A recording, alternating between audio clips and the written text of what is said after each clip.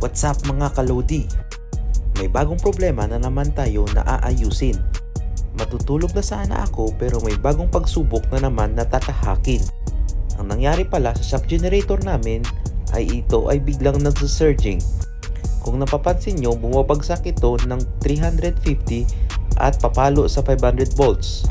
Kaya dali-dali ako nag-change over agad sa generator namin. Kung napapansin nyo, stable naman yung frequency. Ibig sabihin, stable rin yung RPM ng shaft generator. Ngayon, dahil nakadikit na kami sa perto at nakahinto na yung shaft generator, pwede na natin i-check kung ano ang nangyari.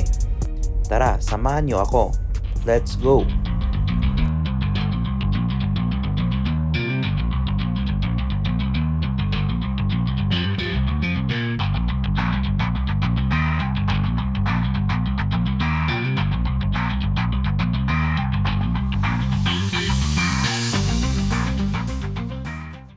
Yung una-una kong tinignan is yung AVR or Automatic Voltage Regulator.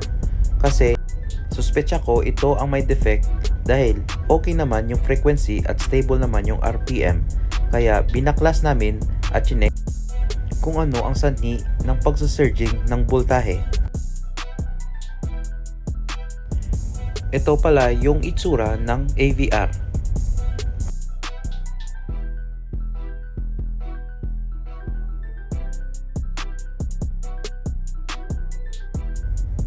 Tamang-tama, meron kaming bago na spare ng AVR.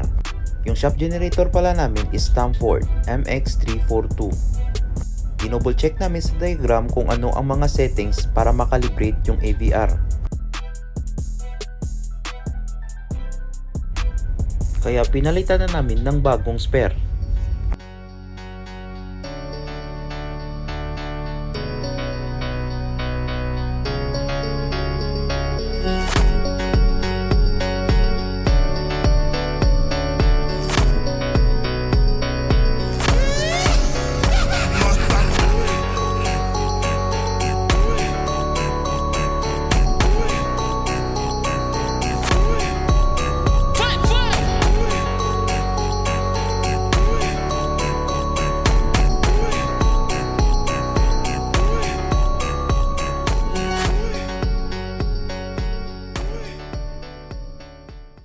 Pagkatapos namin ikabit, i-start namin agad yung generator para ma-monitor at malaman natin kung mawala ba yung surging.